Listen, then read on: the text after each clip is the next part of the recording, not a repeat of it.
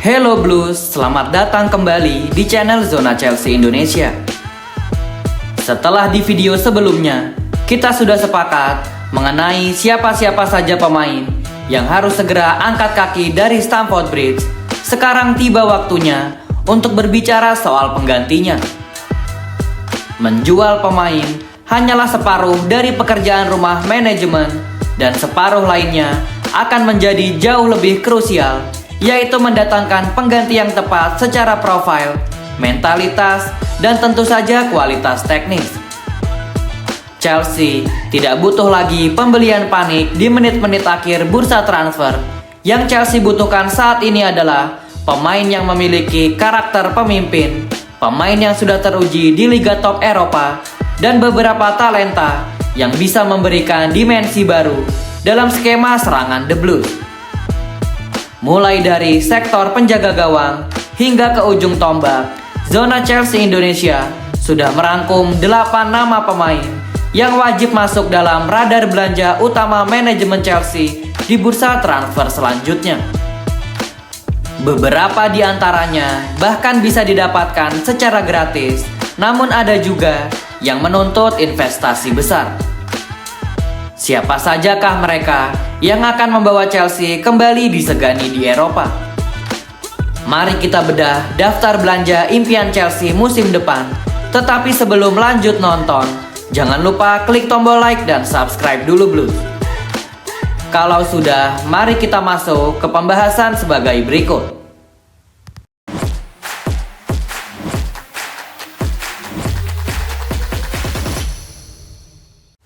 Nama pertama adalah James Trafford, yaitu kiper dari Manchester City. Posisi penjaga gawang adalah lubang terbesar Chelsea di musim ini. Setelah kegagalan Philip Jorgensen dan Robert Sanchez memberikan rasa aman, Chelsea membutuhkan kiper muda yang lapar namun punya pengalaman bermain di Premier League. James Trafford adalah jawabannya.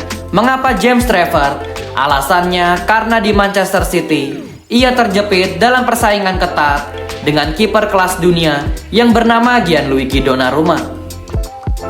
Situasi ini membuat James Trafford membutuhkan menit bermain reguler untuk membuktikan kelasnya sebagai kiper masa depan timnas Inggris.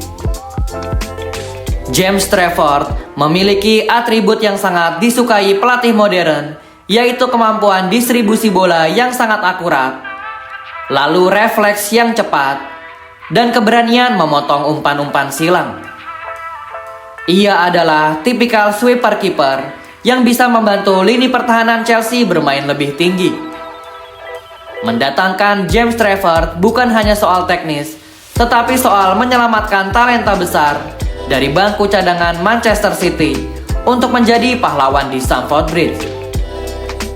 Estimasi harganya adalah 30 juta pounds sampai 40 juta pounds. James Trafford akan memberikan stabilitas jangka panjang di bawah mistar gawang Chelsea. Kita lanjut ke urutan nomor 2, yaitu Marco Senesi.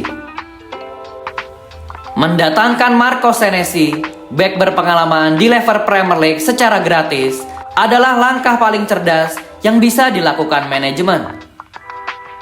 Kontrak Marco Senesi yang akan segera berakhir pada bulan Juli nanti menjadikannya komoditi panas di bursa transfer selanjutnya.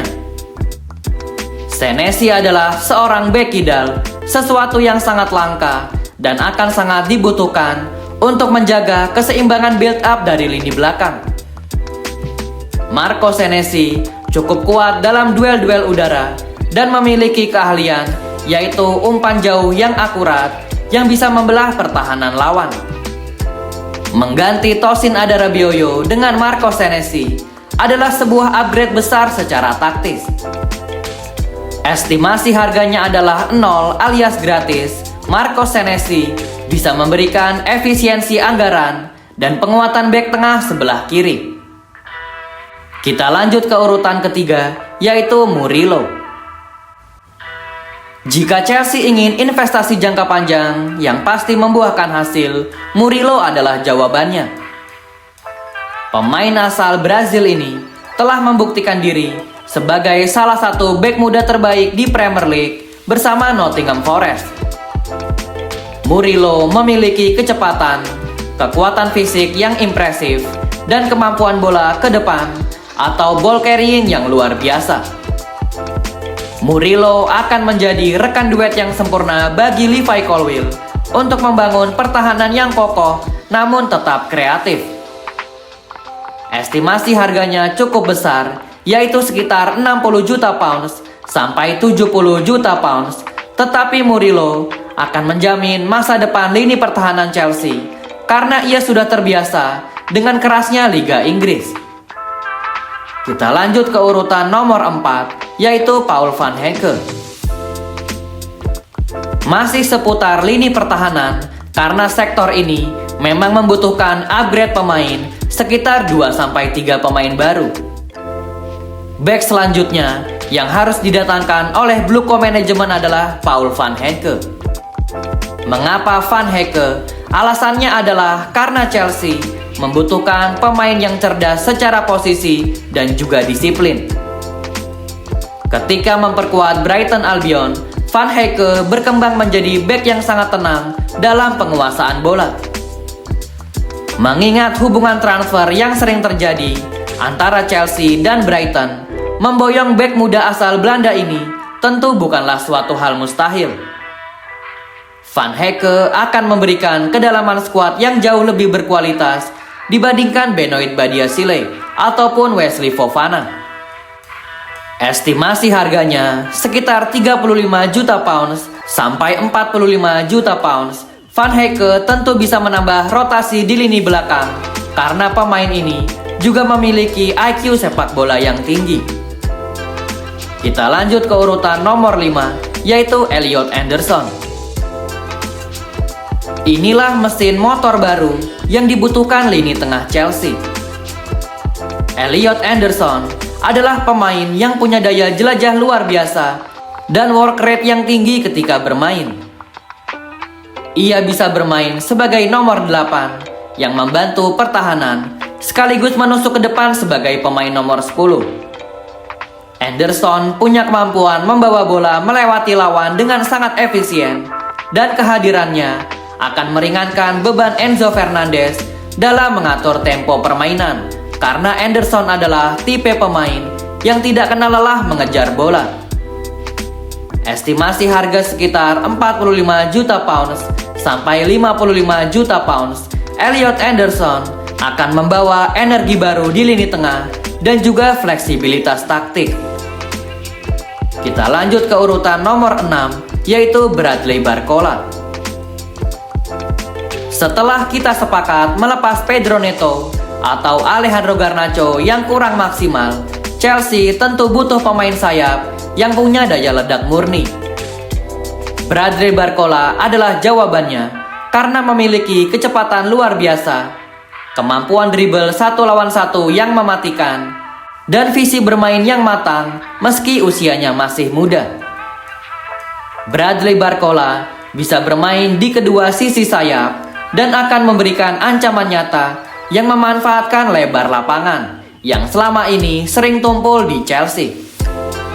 Estimasi harganya yang cukup mahal, yaitu sekitar 75 juta euro sampai 85 juta euro. Chelsea tetap harus mengupayakannya karena Barcola akan meningkatkan daya serang Chelsea dan juga memiliki kreativitas dari serangan balik. Kita lanjut ke urutan nomor 7, yaitu Iliman Ndiaye. Iliman Ndiaye adalah tipe pemain yang bisa mengubah jalannya pertandingan lewat aksi-aksi tak terduga. Ia sangat lincah, sangat teknis, dan bisa bermain di berbagai posisi lini depan. Kehadiran Ndiaye akan memberikan fleksibilitas taktik bagi pelatih karena ia bukan sekedar winger yang berlari dari pinggir, tetapi ia juga cerdas dalam mencari ruang di area penalti lawan. Estimasi harga Iliman Ndiaye sekitar 40 juta pounds sampai 45 juta pounds yang akan berdampak untuk memberikan variasi serangan dan menjadi opsi kreatif dari lini tengah hingga ke lini depan. kita lanjut ke pembahasan ke-8 sekaligus yang terakhir, yaitu Julian Alvarez. Inilah potongan terakhir dari teka-teki pembelian Chelsea yang bisa mengupgrade skuad ini, yaitu ujung tombak baru. Lupakan striker yang hanya menunggu bola, karena Chelsea membutuhkan Julian Alvarez. Sang juara dunia ini adalah definisi penyerang modern yang sempurna. Julian Alvarez tidak hanya tajam di depan gawang, tetapi ia juga mau turun ke bawah, melakukan pressing ketat, dan memberikan assist untuk rekan satu timnya. Alvarez mempunyai mental juara yang sudah teruji di level tertinggi bersama timnas Argentina, Manchester City, dan Atletico Madrid. Mendatangkan Julian Alvarez adalah sebuah pernyataan tegas bahwa Chelsea siap kembali menjuarai Premier League. Julian Alvarez adalah kepingan terakhir untuk menjadikan lini depan Chelsea yang paling ditakuti. Estimasi harganya memang cukup mahal, yaitu sekitar 90 juta euro sampai 100 juta euro. Tetapi Julian Alvarez akan memberikan garansi gol dan mentalitas juara di lini serang. Kalau kita total secara hitung-hitungan kasar, investasi untuk mendatangkan nama-nama pemain ini memang sangatlah besar dan bahkan bisa mencapai angka lebih dari 300 juta euro. Akan tetapi perlu diingat, dana ini bisa ditutup dari hasil penjualan 8 pemain yang sudah kita bahas pada episode sebelumnya. Artinya secara finansial, Chelsea sebenarnya melakukan penyeimbangan skuad, bukan hanya sekedar membakar uang. Yang paling menarik adalah kombinasi antara pemain gratisan berkualitas seperti Marco Senesi dengan pemain level papan atas seperti Julian Alvarez. Hal ini menunjukkan kedewasaan manajemen dalam berburu pemain. Pembelian ini adalah harapan semua fans Chelsea, yaitu tidak lagi hanya mengincar seorang wonderkid yang belum tentu jadi, tetapi mengincar pemain-pemain yang siap pakai untuk di level Premier League. Bayangkan formasi Chelsea di musim depan dengan James Trafford di bawah Mistar, lalu duet Murillo dan Levi Colwill di jantung pertahanan, serta Barcola, Cole Palmer, dan Julian Alvarez yang akan mengacak-acak pertahanan lawan. Ini bukan lagi tim yang berjuang di papan tengah, melainkan ini adalah tim penantang gelar juara. Sebagai penutup dan kesimpulan, bursa transfer adalah soal momentum, dan jika manajemen Chelsea lambat bergerak, pemain-pemain berkualitas ini tentu saja akan dicaplok oleh rival. Sudah saatnya Chelsea kembali ke identitas klub yang ambisius, tetapi cerdas dalam bursa transfer. Tidak ada lagi ruang untuk kesalahan membeli pemain-pemain yang hanya akan membebani finansial klub.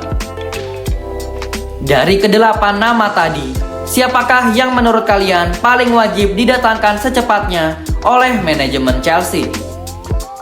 Apakah James Trafford untuk mengunci pertahanan, atau Julian Alvarez untuk menjawab dahaga gol di lini depan? Atau justru kalian punya saran pemain lain yang jauh lebih hebat dan cocok untuk skema Chelsea? Silahkan tumpahkan semua teori atau pendapat kalian di kolom komentar Blues. Jangan lupa untuk klik tombol like jika kalian suka dengan analisis transfer ini, lalu share ke grup-grup Chelsea kalian, dan pastikan sudah subscribe agar tidak ketinggalan konten-konten seru lainnya seputar The Blues. Terima kasih sudah menonton dan sampai jumpa di video-video berikutnya. Thank you yang udah nonton episode ini. Jangan lupa like, komen, share, dan subscribe sebagai support channel Zona Chelsea Indonesia. Sampai jumpa lagi di episode-episode selanjutnya. Dan jangan lupakan untuk nyalakan lonceng notifikasi karena kami akan mengupdate seputar kabar Chelsea sesering mungkin. Thank you for watching and keep the blue flag flying high.